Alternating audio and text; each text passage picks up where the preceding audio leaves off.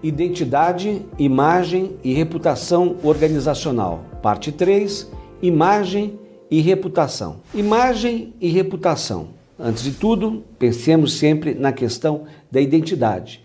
Vamos fazer um comparativo entre cada parte e reforçar alguns componentes que você precisa conhecer melhor. Vamos lá. Olha, antes de tudo, um comparativo entre identidade e reputação. Você já sabe que ambas dependem de um caráter histórico, do lastro histórico, melhor dizendo. Se você tem uma identidade, naturalmente essa identidade foi construída ao longo dos tempos, portanto tem um lastro histórico, a identidade assim como a reputação. Então, do lado da identidade, nós temos essência, aquilo que é determinante no ser, na organização, ou em você mesmo. Pelo lado da reputação, sobretudo esse lastro histórico, né? Como que efetivamente você foi coerente ao longo do tempo, ao longo da jornada, em relação àquilo que se quer essencial na empresa ou mesmo na sua pessoa. Do lado da identidade, obviamente, esse caráter temporal também, e se eu não for coerente em diversas situações aquilo que eu julgo como essencial em mim, eu perco um pouco minha personalidade. Bem por isso que eu não vou agir nos diversos ambientes de forma muito diferente daquilo que eu julgo ser próprio da minha pessoa. Uma empresa também tem que pensar assim.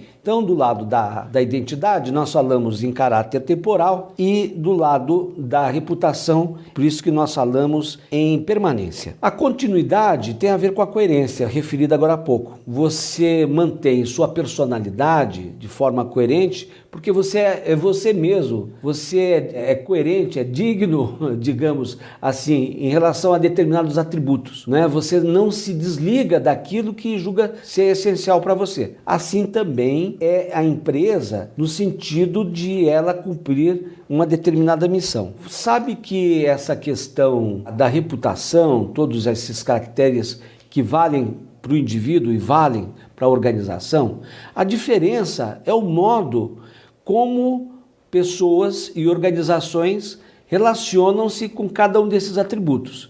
Se você é um artista, se você está próximo de se transformar em uma marca, talvez, assim como uma organização, você confira, você conceda a cada um desses atributos um caráter pragmático de construção.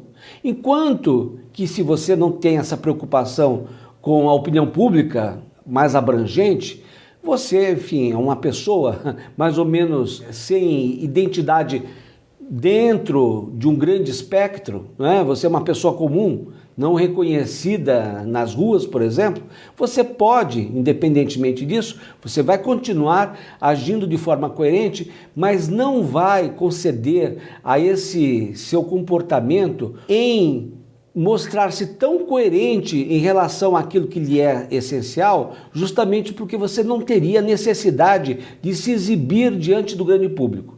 Mas as organizações sim.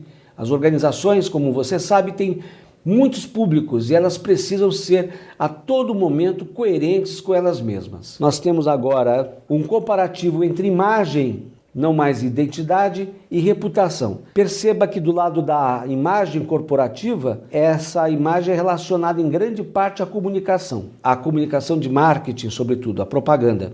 É construída a imagem, não necessariamente a identidade. A propaganda beneficia a identidade? Acaba beneficiando. Beneficia a reputação? Não necessariamente. A identidade força, exibe, corrobora a identidade, mas não constrói a identidade. A comunicação de marketing, ela por si só não vai construir uma identidade.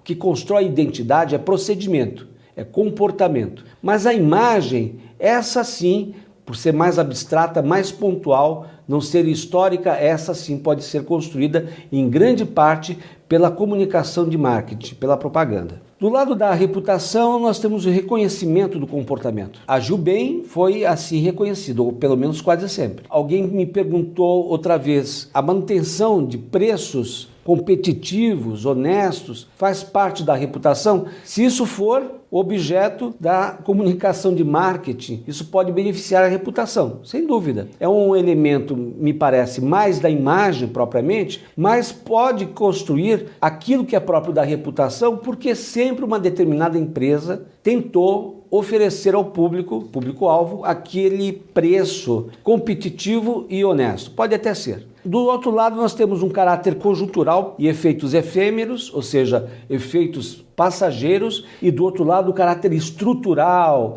e efeitos duradouros. Então, outra vez, a questão do tempo se impõe. A imagem é muito difícil de objetivar, porque ela é mais ou menos abstrata, ela é abrangente, ela é às vezes um tanto quanto instável, ela é pontual, como eu disse. A imagem que se quer para uma empresa num determinado momento não é necessariamente a imagem que se terá em outro momento, e mais ainda, parte do público pode experimentar uma certa imagem da instituição e outra parte do público poderá experimentar outra imagem. Mas a reputação é verificável empiricamente, de forma pragmática. Você experimenta, você vai a um supermercado, mercados Pão de Açúcar, por exemplo, você experimenta aquilo que é imagem, principalmente se você não conhecia, talvez em perceber os prédios da rua mesmo, um pouco da propaganda do supermercado, você possa constituir determinada imagem. Mas é muito certo dizer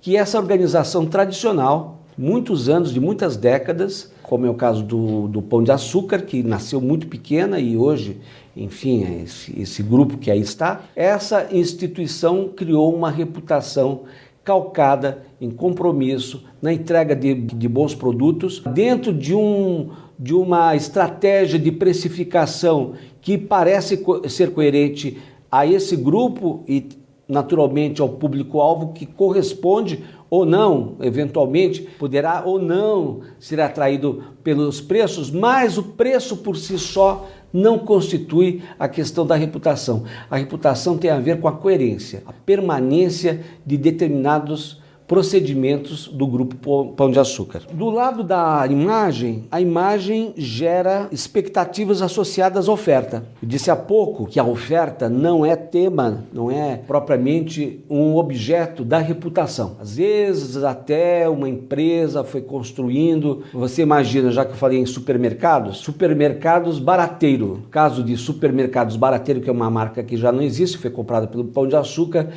criou-se uma história em cima de pequenos preços. Por isso que é barateiro, é óbvio. É uma forma de reputação, sim, se for coerente. Mas, de um modo geral, preço não. A questão da oferta é uma questão da imagem. A oportunidade dessa oferta é uma questão que diz respeito à imagem, não necessariamente à reputação e tampouco à identidade. O que temos do lado aqui é o gera valor associado à resposta. A resposta a certa demanda do público. No caso de crise, esse é um tema para depois, no caso de crise, faz parte da boa reputação de uma empresa responder de forma coerente e imediata, de forma efetiva, a determinada crise vivida no âmbito da empresa, com desdobramentos muito frequentemente para fora da empresa. Pensemos aqui no caso das companhias aéreas, por exemplo. O modo como elas têm que responder a crises de forma imediata, logo após um acidente, por exemplo. Do lado da imagem, ela se constrói fora da organização, por meio da propaganda. A reputação é gerada dentro e fora da organização. Por que dentro? Produto de uma série de procedimentos dos seus funcionários, dos seus gestores. A coerência tem que ser vivida, compartilhada como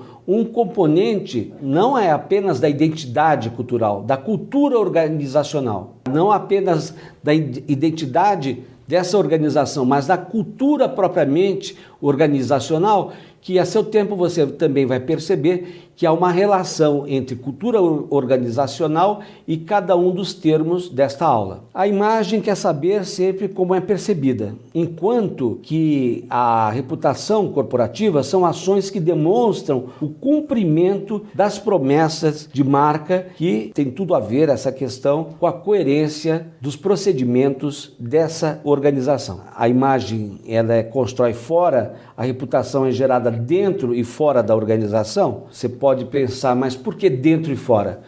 Dentro eu fazia referência à coerência de gestores de funcionários, da cultura propriamente como um todo e o modo como tudo isso é exposto ao público. Na verdade, todo empenho realizado dentro da organização tem como missão a satisfação de algo. A missão de uma empresa é uma meta que tem que ser cumprida criteriosamente e essa meta e esse objetivo e essa missão, como bem sabemos, não pode se limitar a um simples discurso. É preciso que haja de fato um compromisso. A reputação tem muito a ver com esse compromisso. É isso que eu tenho a dizer. Obrigado a sua presença, sua atenção, seu interesse. Bons estudos.